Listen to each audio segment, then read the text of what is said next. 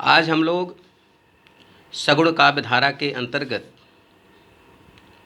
कृष्ण भक्त धारा के कवियों में प्रमुख स्थान रखने वाले सूरदास के बारे में पढ़ेंगे। देखिए, सूरदास कृष्ण भक्त धारा के एक प्रमुख कवि थे जिनके गुरु का नाम था वल्लभाचार्य। वल्लभाचार्य ने पुष्टि मार्ग की स्थापना की थी। अब पुष्टि मार्ग में पहले कवि जो आए, पहले शिष्य जो आए, वो सूरदास माने गए। इसीलिए उन्हें पुष्टि मार्ग का जहाज कहा जाता है। किसने कहा? विट्ठलनाथ। विट्ठलनाथ कौन थे? वल्लभाचार्य के पुत्र थे। सूरदास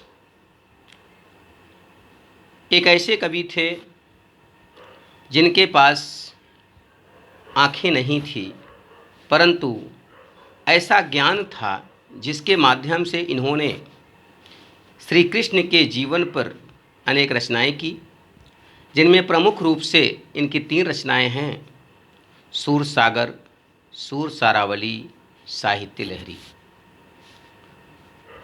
सूर सागर इनकी प्रमुख रचना है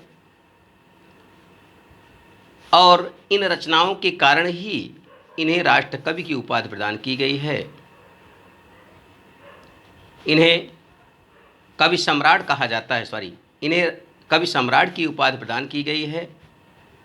सूरदास कवि सम्राट थे और तुलसीदास कवि शिरोमणि थे। इसीलिए सूरदास के बारे में एक उक्ति अर्थात कथन कही गई है कि सूर सूर तुलसी शशि उड़गन केशव दास, अब के कवि खद्दोत सम जहाँ तह करे प्रकाश। इस प्रकार से सूरदास के बारे में आप जब भी इनके जीवनी के बारे में लिखेंगे तो ध्यान से आप लोग पढ़ लेना। जो किताब के अंतर्गत है आप पढ़ सकते हैं, उस पर बहुत विस्तार से हम नहीं वर्णन अभी करेंगे। अभी हम उनके पदों पर आते हैं। सबसे पहले सूरदास ने विनय के माध्यम से परमात्मा तक पहुँचने का एक माध्यम बताया है जो आपके सामने वर्णित है।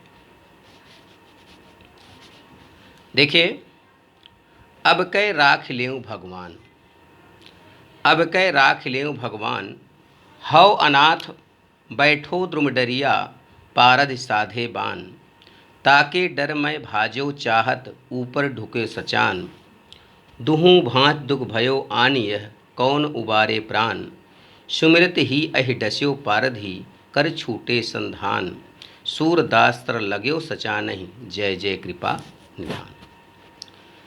देखिए, कभी भी हम जब भी किसी की व्याख्या करते हैं तो वहाँ सबसे पहले हम पहली हेडिंग बिंदु डालते हैं, प्रारंभिक बिंदु और अंतिम बिंदु।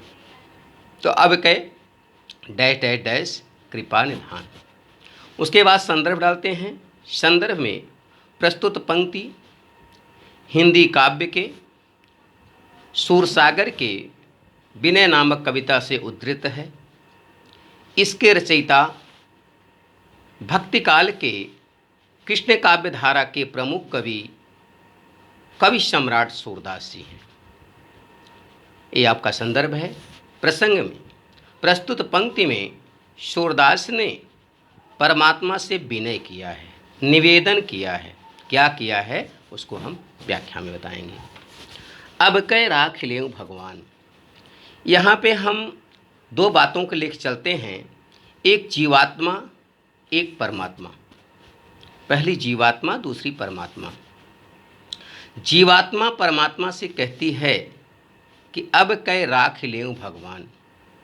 एक पक्षी है जिसका नाम है जीवात्मा, और परमात्मा से क्या कहती है कि अब कै राख लेऊं भगवान, हे प्रभु इस बार मेरी रक्षा करें।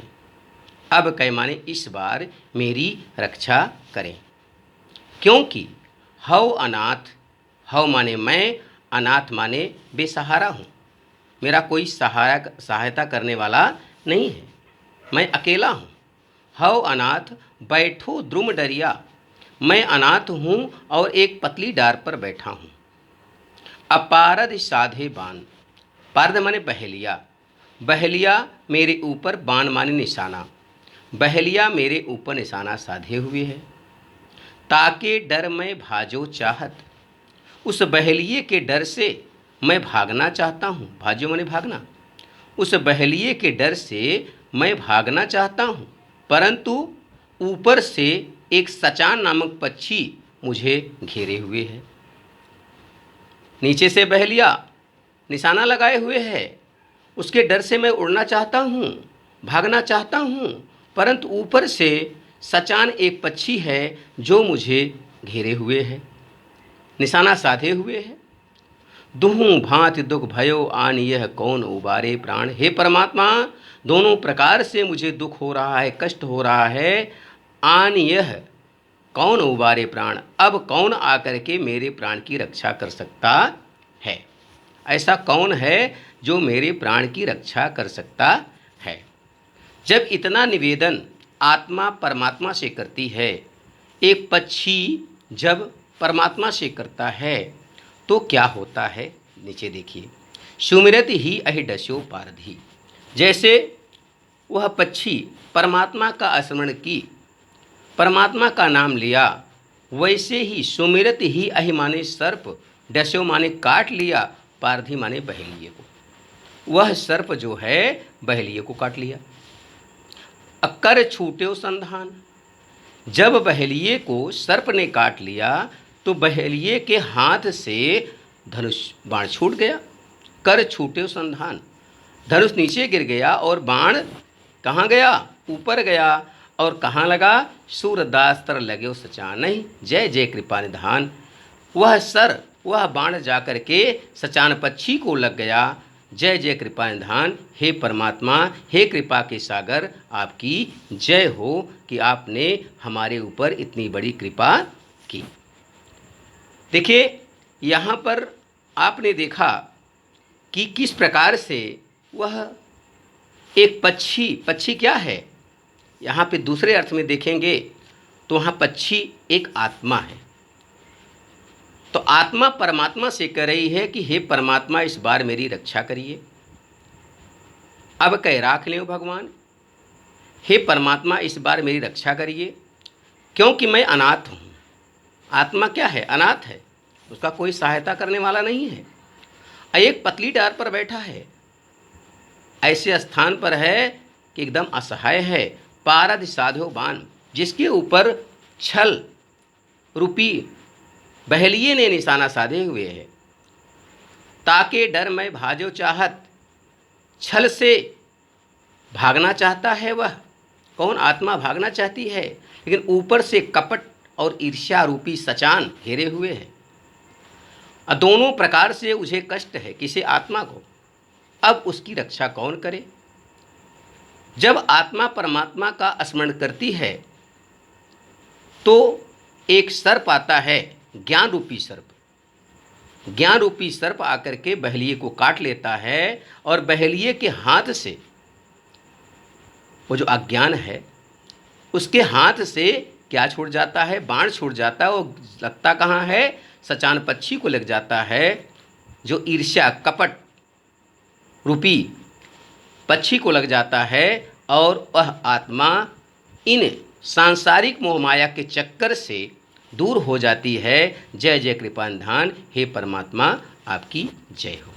इसके बाद हम लोग काव्य सौंदर्य में लिखते हैं। तो यहाँ पर आप देखेंगे, अगर अलंकार देखेंगे तो यहाँ रूपक अलंकार है, ठीक।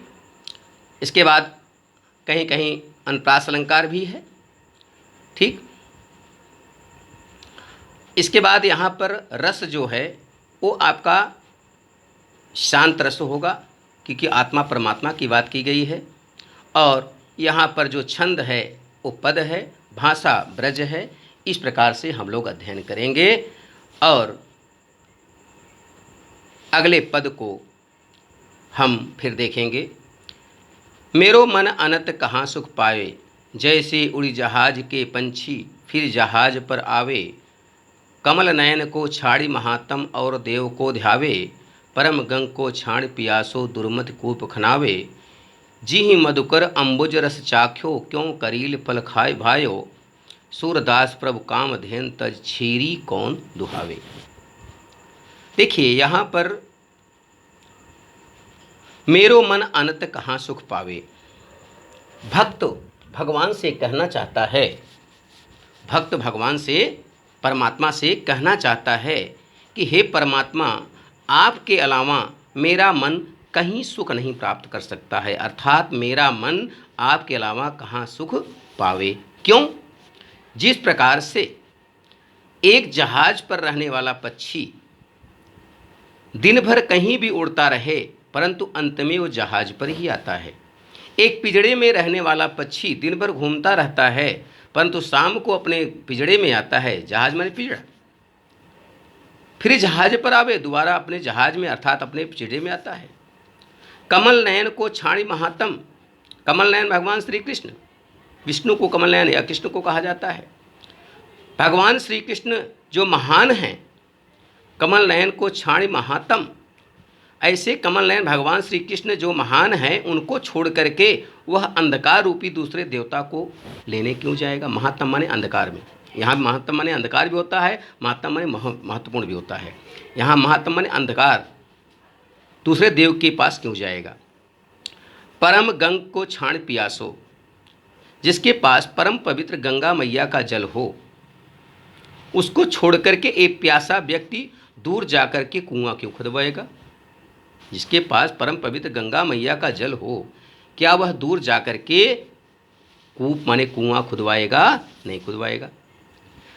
जी मधुकर अम्बुस रस चाख्यो, जो भंवरा कमल के रस का पान किया है, अम्बुज माने कमल, जो भंवरा कमल के रस का पान किया है क्या वो कांटे के रस को पसंद करेगा? कभी पसंद नहीं करेगा, कभी भी उसको अच्छा नहीं लगेगा। सूरदास जी कहते हैं, हे प्रभु, जिसके पास कामधेनु जैसी गाय हो जो सारी इच्छाएं पूर्त करती हो या पूर्ण करती हो, क्या वो छेरी के दूध को पीना पसंद करेगा या छेरी पालेगा? यह संभव नहीं है। अगर यह संभव नहीं है तो मेरा मन भी आपके अलावा दूसरी जगह सुख नहीं प्राप्त कर सकता है। बाकी सब वही है। यहाँ पे जो अलंकार है, यहाँ पे दो अलंकार हैं। उपमा भी है कि तुलना हो रही है, मन जिस प्रकार से उस प्रकार से ये, और यहाँ पर रूपक अलंकार कमल नयन में है। बाकी सब वही है। धन्यवाद। बाकी नेक्स्ट।